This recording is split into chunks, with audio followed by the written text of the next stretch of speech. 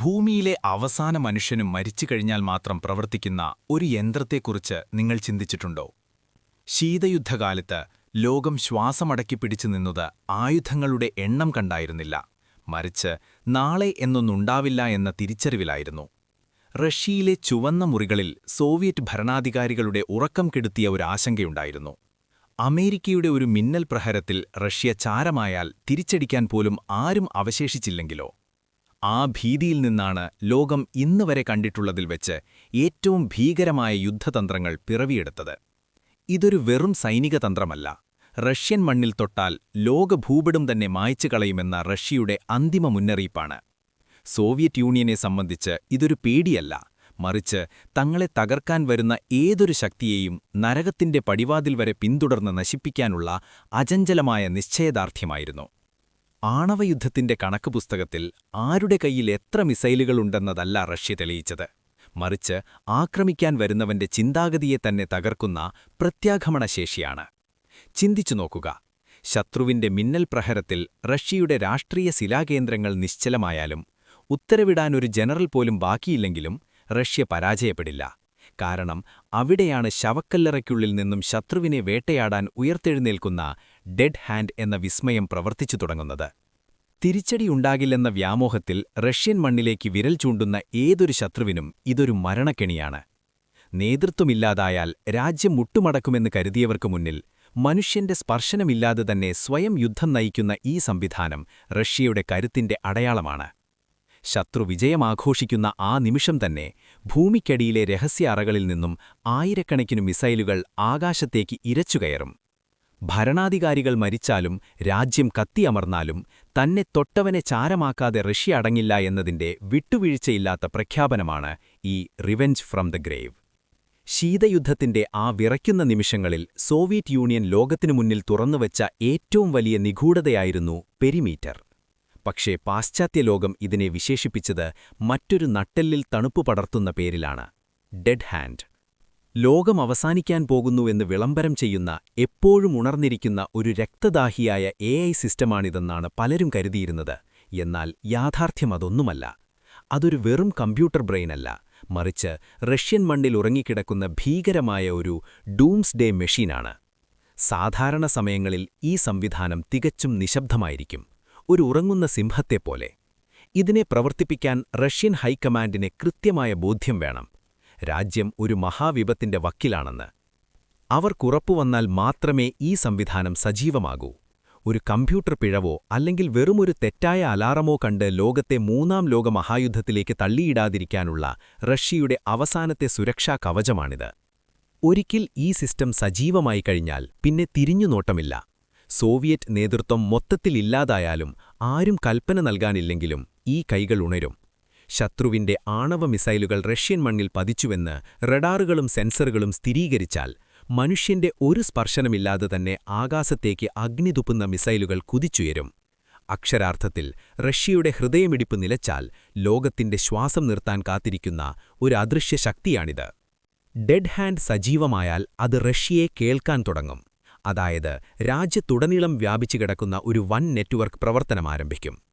ഈ സെൻസറുകൾ ഒരാണവ സ്ഫോടനത്തിന്റെ സൂചനകൾ തേടും.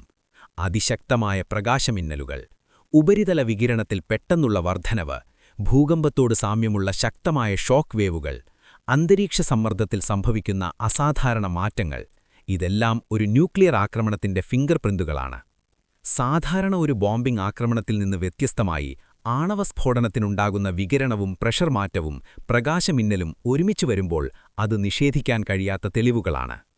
പക്ഷേ സെൻസറുകൾ ആണവാക്രമണം കണ്ടെത്താലും ഡെഡ് ഹാൻഡ് ഉടൻ തന്നെ മിസൈലുകൾ വിക്ഷേപിക്കുമെന്നത് ഉറപ്പായ കാര്യമല്ല. അതാണ് ഈ സിസ്റ്റത്തിന്റെ ഏറ്റവും ഭീകരവും അതേസമയം ലോജിക്കലുമായ ഭാഗം. സിസ്റ്റം ആദ്യം ചെയ്യുന്നത് ക്രെംലിനിലേക്കും ജനറൽ സ്റ്റാഫിലേക്കും ബന്ധപ്പെടാനുള്ള കമാൻഡ് കമ്മ്യൂണിക്കേഷൻ ലൈൻ പരിശോധിക്കുകയാണ്. ഈ കമാൻഡ് സിസ്റ്റം റഷ്യയിൽ കാസ്ബെക് എന്ന പേരിലാണ് അറിയപ്പെടുന്നത്. ഡെഡ് ഹാൻഡ് ചോദിക്കുന്ന ചോദ്യം ഒരു ലളിതമായതാണെങ്കിലും അതിന്റെ അർത്ഥം ലോകാവസാനമാണ്. മോസ്കോ ജീവനോടെയുണ്ടോ? കമാൻഡ് ചെയിൻ പ്രവർത്തിക്കുന്നുണ്ടോ? തിരിച്ചടി ഉത്തരവ് നൽകാൻ ആരെങ്കിലും ബാക്കിയുണ്ടോ? ഈ ആശയവിനിമയ ബന്ധം പൂർണ്ണമായും നിലച്ചാൽ രാജ്യം ആക്രമിക്കപ്പെട്ടെന്നും ഭരണാധികാരികൾ മരിച്ചെന്നും സിസ്റ്റം സ്വയം തീരുമാനിക്കും. അതോടെ ലോകത്തിന്റെ വിധി തീരുമാനിക്കുന്നത് മനുഷ്യരല്ല, മറിച്ച് ലോകാവസാനത്തിന് മുന്നോടിയായി ഈ യന്ത്രത്തിൽ സെറ്റ് ചെയ്തിട്ടുള്ള കർശനമായ നിർദ്ദേശങ്ങളായിരിക്കും. എന്നാൽ പല വിദഗ്ധരും പറയുന്നത് ഡെഡ് ഹാൻഡ് മുഴുവൻ ഓട്ടോമേറ്റഡായി ബട്ടൺ അമർത്തുന്ന ഒരു റോബോട്ട് സിസ്റ്റം അല്ല എന്നാണ്. കാരണം ഇതിന്റെ ഏറ്റവും നിർണായക ഘട്ടത്തിൽ ഇത് വിക്ഷേപാചിതാരം ഒരു ചെറിയ മനുഷ്യസംഘത്തിന് കൈമാറുന്നു എന്നാണ് വിലയിരുത്തപ്പെടുന്നത്. ആ സംഘം പൊതുവെ ഉയർന്ന റാങ്കിലുള്ള നേതാക്കളല്ല, മറിച്ച് ആഴത്തിലുള്ള അതീവ സുരക്ഷിതമായ ഭൂഗർഭ ബങ്കറുകളിൽ അടച്ചിരിക്കുന്ന ഡ്യൂട്ടി ഓഫീസർമാർ അല്ലെങ്കിൽ മുൻകൂട്ടി നിയമിച്ച ഉദ്യോഗസ്ഥരാണ്. അപ്പോക്കലിപ്സിന്റെ ശേഷം ജീവനോടെ അവശേഷിച്ചേക്കാവുന്ന ഒരു ചെറിയ മനുഷ്യസംഘം. അവർക്കാണ് അവസാന തീരുമാനം. അതായത് രാജ്യമില്ലാതായെന്നറിഞ്ഞുകൊണ്ടും ലോകം തീപിടിക്കുമെന്നറിഞ്ഞുകൊണ്ടും പ്രതികാരം നടത്താനുള്ള അവസാന ഉത്തരവ് നൽകാൻ അവർ തയ്യാറാകണം. ഇവിടെ നിന്നാണ് ഡെഡ് ഹാൻഡ് സംവിധാനത്തിന്റെ ഭീകരമായ പ്രത്യേകത ആരംഭിക്കുന്നത്. ഇത് നേരിട്ട് അമേരിക്കയിലേക്കോ യൂറോപ്പിലേക്കോ ആണവ മിസൈലുകൾ വിടുന്നില്ല. പകരം ഇത് കമാൻഡ് റോക്കറ്റുകൾ എന്ന പ്രത്യേക മിസൈലുകൾ വിക്ഷേപിക്കുന്നു. ഇവയുടെ ലക്ഷ്യം നഗരങ്ങളെ നശിപ്പിക്കുകയല്ല. ഇവയുടെ ഉള്ളിൽ ആണവ വാർഹെഡുകളില്ല. പകരം അതിശക്തമായ റേഡിയോ ട്രാൻസ്മിറ്ററുകളാണ്. ഇവ ആകാശത്തേക്കുയർന്ന് റഷ്യയുടെ വിസ്തൃതിയിലൂടെ പറക്കുകയും രാജ്യത്തെ ശേഷിക്കുന്ന എല്ലാ സൈനിക ആണവ ആസ്തികളിലേക്കും എൻക്രിപ്റ്റഡ് വിക്ഷേപണ കോഡുകൾ പ്രക്ഷേപിക്കുകയും ചെയ്യുന്നു. അതായത് ഭൂമിക്കടിയിൽ മറഞ്ഞുകിടക്കുന്ന മിസൈൽ സിലോകളും മൊബൈൽ ലോഞ്ചറുകളും സബ്മറീനുകളും എന്നിവയ്ക്ക് ഇതാണ് അവസാന ഉത്തരവ് എന്ന സന്ദേശമെത്തിക്കാൻ ഈ കമാൻഡ് റോക്കറ്റുകൾ ആകാശത്ത് പറക്കുന്ന റേഡിയോ ടവറുകളായി മാറുന്നു. ഈ സന്ദേശം ലഭിച്ചാൽ ചില സംവിധാനങ്ങൾ മനുഷ്യ ഇടപെടലില്ലാതെ തന്നെ പ്രവർത്തിക്കാൻ തയ്യാറാക്കിയിരിക്കുന്നതായി കരുതപ്പെടുന്നു. കാരണം ആണവയുദ്ധം നടന്നാൽ സിലോകളിലെ മനുഷ്യസംഘം മരിച്ചിരിക്കാം, റേഡിയേഷൻ മൂലം പ്രവർത്തനരഹിതമായിരിക്കാം, അല്ലെങ്കിൽ കമ്മ്യൂണിക്കേഷൻ ലൈനുകൾ തകർന്നിരിക്കാം. എന്നാൽ ഡെഡ് ഹാൻഡിന്റെ ആശയം ഇതാണ്: മനുഷ്യനില്ലെങ്കിലും പ്രതികാരം വേണം. അതുകൊണ്ട് സിലോകൾ യാന്ത്രികമായി തുറക്കാനും എഞ്ചിനുകൾ ജ്വലിപ്പിക്കാനും മിസൈലുകൾ വിക്ഷേപിക്കാനും മുൻകൂട്ടി പ്രോഗ്രാം ചെയ്തിരിക്കുന്നതായി കരുതപ്പെടുന്നു. ഇതോടെ മനുഷ്യൻ മരിച്ചാലും മനുഷ്യന്റെ ഉത്തരവ് പോലെ പ്രവർത്തിക്കുന്ന ഒരു സിസ്റ്റം ലോകത്തെ തീയിൽ മുക്കും. ഇവിടെ ഏറ്റവും ഭയപ്പെടുത്തുന്ന ആശയം ഒരു വാചകത്തിൽ പറയാം: മരിച്ചവർ ആജ്ഞാപിക്കുന്ന മിസൈലുകൾ. നേതാക്കളില്ല, ജനറൽമാരില്ല, രാജ്യത്തിന്റെ തലസ്ഥാനമില്ല, എന്നാലും പ്രതികാരമുറപ്പാണ്. ഇതോടെ റഷ്യ ശത്രുവിന് ലോകത്തിന് നൽകിയ സന്ദേശമായിരുന്നു: അമേരിക്ക റഷ്യയെ ഒരു നിമിഷത്തിൽ ഇല്ലാതാക്കിയാലും അതിനു പിന്നാലെ അമേരിക്കയും ന്യൂയോർക്കും യൂറോപ്യൻ തലസ്ഥാനങ്ങളും ചാരമാകും. അങ്ങനെ ശിരശ്ഛേദനമാക്രമണം എന്ന ആശയം തന്നെ അർത്ഥശൂന്യമാകും. കാരണം തല വെട്ടിയാലും ശരീരം അവസാനമായി കടിച്ചുകൊള്ളുമെന്നതാണ് ഡെഡ് ഹാൻഡ്. ഡെഡ് ഹാൻഡ് സംവിധാനം യഥാർത്ഥത്തിൽ നിലവിലുണ്ടോ, ഇപ്പോഴും പ്രവർത്തിക്കുന്നുണ്ടോ എന്നതിൽ ലോകത്തിന്നും ചർച്ചകൾ തുടരുന്നു. കാരണം ഇത് ഏറ്റവും രഹസ്യമായ സ്ത്രപ്രധാന സംവിധാനങ്ങളിലൊന്നാണ്. എന്നാൽ പല റഷ്യൻ ഉദ്യോഗസ്ഥരുടെ പ്രസ്താവനകളും ചില സൈനിക ചരിത്രരേഖകളും പാശ്ചാത്യലോക ഇന്റലിജൻസ് വിലയിരുത്തലുകളും ഇതൊരു ഘട്ടത്തിൽ പ്രവർത്തനക്ഷമമായിരുന്നുവെന്ന് സൂചിപ്പിക്കുന്നു. അതായത് ഇതൊരു മിത്ത് മാത്രമല്ല, മറിച്ച് ശീതയുദ്ധഭീതിയുടെ തീവ്രതയിൽ പിറവിയെടുത്ത ഒരു യാഥാർത്ഥ്യമാണ്. ഇതിന്റെ ഏറ്റവും വലിയ പ്രത്യാഘാതം ഒരു സൈനിക തന്ത്രം മാത്രമല്ല, അത് മനുഷ്യാരയുടെ ഭാവിയെ തന്നെ ബാധിക്കുന്നതാണ്. കാരണം ഇത്തരമൊരു സംവിധാനത്തിന്റെ സാന്നിധ്യം ലോകത്തെ സ്ഥിരമായി ഒരു അദൃശ്യ ടൈമറുള്ള മുറിയിലേക്ക് മാറ്റുന്നു.